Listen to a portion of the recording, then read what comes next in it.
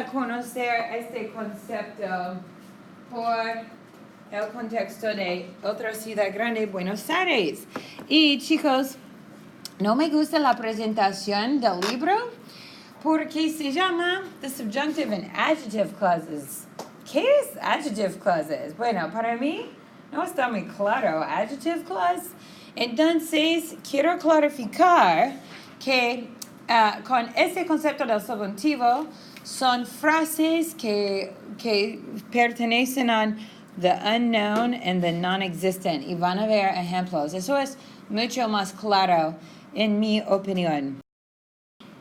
Entonces, hablando del contexto, muy importante, digamos que nosotros estamos haciendo un viaje, estamos visitando a Buenos Aires, otra ciudad grande, porque muchos de ustedes dijeron que les gustan las ciudades. Entonces, y normalmente usar el transporte público o comer la comida de la ciudad es bueno, en mi opinión, garantiza un viaje auténtico, ¿no? Original, no turístico, ¿no? Como un nativo. Entonces, cuando viajen a Buenos Aires, es buena idea planear el viaje, visitar el país y explorar la ciudad. ¿Ok? ¿Comprenden el contexto aquí? So we're talking about what? What's the context? Just to clarify. Because as long as we can draw meaning from the context, the grammar makes perfect sense. So what's the context here? What's the scenario? What are we... Taking a trip to Buenos Aires, right? Exactly. And so I'm going to give you some what? Recomendaciones, right? Some advice for what type of trip? Authentic, right. More like a local and then obviously catered to, you know, the interests of people your age. And notice, in terms of the grammar, I'm going to use and plug in what we've been learning so far. Por ejemplo, we just talked about this. Viajen. El subjuntivo, el indicativo, or es un infinitivo? Subjuntivo. Okay, so what are we saying? Why are we using the subjunctive here? Cuando viajen. Future, exactly, because cuando can be used like me gusta escuchar música cuando hago ejercicio. Now, that's not the subjunctive. I'm just saying in general, my likes, my preferences when I exercise. But this is referring to the future, therefore we're using the subjunctive after cuando, okay? And then infinitivos, infinitivos, infinitivos. Why am I using infinitivos here? Es buena idea. And then infinitives. I don't have K. I don't have a new subject. Normally, after this phrase, I would use the subjunctive if I had a K. But I don't, so I'm just going to use the infinitive, okay? Estoy reciclando los conceptos que vimos en la lección 13. Okay. Entonces, chicos, yo quiero saber sus opiniones. ¿Qué prefieren? Cuando ustedes planean un viaje a... ¿Quieren quedarse en un hotel que sea económico y céntrico? ¿O B, quieren quedarse en un Airbnb que sea económico o céntrico? O, bueno, yo hice una búsqueda en el internet. Aquí tengo una imagen de TripAdvisor sobre un hostel de un precio muy económico, $38.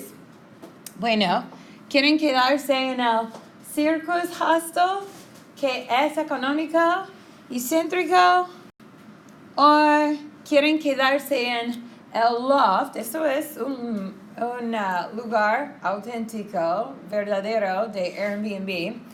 El Loft nuevo de Airbnb, que es económico y céntrico. Tienen 4 opciones y solamente $15 por noche. Qué barato, ¿no? Baratísimo. Buenos Aires es una ciudad muy cosmopolita y muy bonita y muy grande.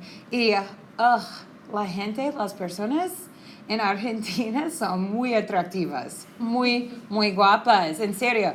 Las mujeres y los hombres, ¿no? Entonces, si necesitan un novio o una novia latino, recomiendo ir a Buenos Aires. Son muy sexy. Y también su acento, el acento argentino es mi favorito, es muy romántico. Ok, regresando a la gramática. Ok, entonces ahora vamos a examinar la gramática, porque ahora creo que ustedes entienden el contexto. 4 opciones, ¿no?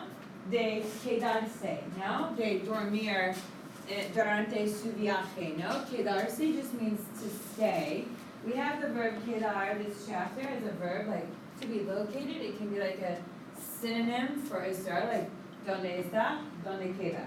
¿Dónde está la kayaking? ¿Dónde queda la kayaking? But when it's reflexivo, it changes meaning and it means to stay, like lodging. Por ejemplo, okay. Entonces, quedarse. 4 opciones. Examinemos la gramática. Opción A. ¿Tiene el subjuntivo, sí o no? En opción A, ¿tenemos el subjuntivo? Sí. ¿Cuál es el verbo en el subjuntivo? Sea, ¿no? Que viene del infinitivo ser.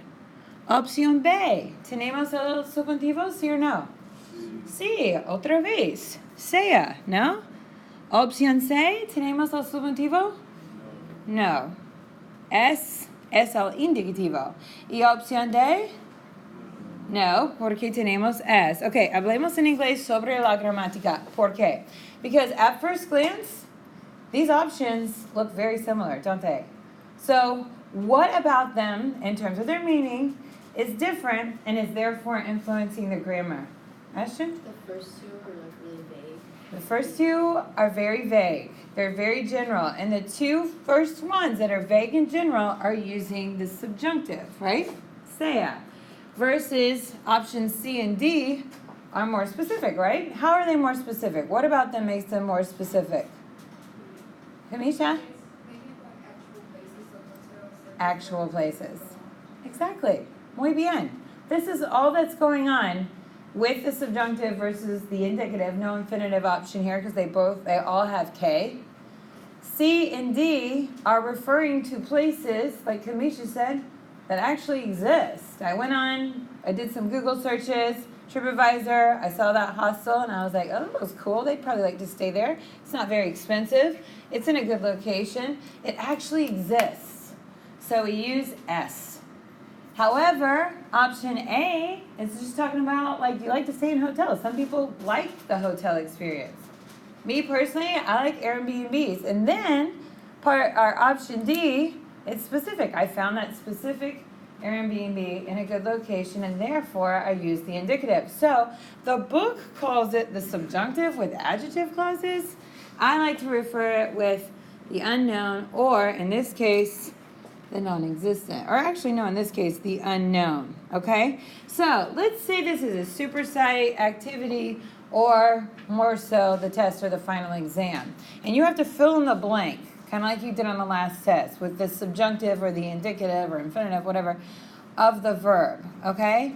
How can you tell that A and B are more vague? What about it? And let's say, like, I put the name of the hotel for C, Hotel Circus, it really is a hostel. It used both words on the website. And I put Loft Nuevo. You know, Airbnb has, like, they name the places or whatever. But even if I removed Loft and Hotel Circus or whatever, the grammar wouldn't change. So I want you to look very carefully, and I want you to figure out how you would get this answer right on the test or the final exam or even supersite homework. Ashton? Is it the articles? Sí. Exactamente, the articles. The articles, it's something so tiny. Like, so it would seem insignificant. Very easy to overlook. Okay? Ashton said the articles, and you know, articles are these words. Un versus el. What does un mean? Un hotel. Just a. As in any old hotel. Any Airbnb. We're not being specific. Versus el, which means what? The. So this is going to apply to un or una, or unos or unas. Any article that's singular, plural, masculine, or feminine. So it's not just limited to un, but in this case, we're using the masculine singular article. And this is also going to apply the indicative to el, la, los, or las, which is why on the bottom of your papeles, I have this to the side. So I've got the verb querer here, quieren un hotel, or quieren el loft, the Airbnb. But we'd also use it with verbs like busca or necesita as well, okay? Quiere, ¿cómo se dice quiere en inglés? To want, right, exactly. Necesita is needs, so ¿cómo se dice busca? To look for, okay? To look for. So to look for the hotel. The hotel means it exists. You're lost in Buenos Aires because you arrived, you dropped off your bags, and you're trying to get back to your hotel, but you can't remember the name of it to tell your Uber driver if you're in your coche, like Kinsley likes, and you can't remember the name, but you would be like, busco el hotel que tiene indicativo, la fuente. Like let's say you remember there's a fountain in front of it, or tiene estatuas, or something like that to describe it. But you know it exists, you just can't remember the name. You're going to use the indicative. But if you're planning your trip and you're talking with your friends and you're trying to figure out what you want versus what they want, or what you're looking for, and you use un, you'll use subjuntivo. Okay? ¿Entienden? This is a very teeny weeny detail that needs to be super clear when you're doing your work. Okay. Y otros usos. So, visitar el país que hay, por ejemplo, y esos no son opiniones, es una lista de opciones cuando están visitando el país. Hay muchos sitios históricos que les gustan los turistas. Y también, yo fui a Buenos Aires y conozco algunos lugares que son divertidos. Pero es un puerto. Buenos Aires está por la costa, ¿no? La costa atlántica. Pero es un puerto. ¿Entienden puerto? Charleston es un puerto. Sí, tenemos puerta, femenino, door, pero puerto, masculino, port, ¿no? Puerto. Entonces, no hay ningún sitio de mar que no esté contaminado, hay mucha contaminación en el agua. Entonces, es mala idea nadar en Buenos Aires. Las personas no van a la playa en Buenos Aires porque es un puerto, mucha contaminación. Entonces, la última pregunta es, ¿hay una actividad que les gusta o les guste hacer? ¿No?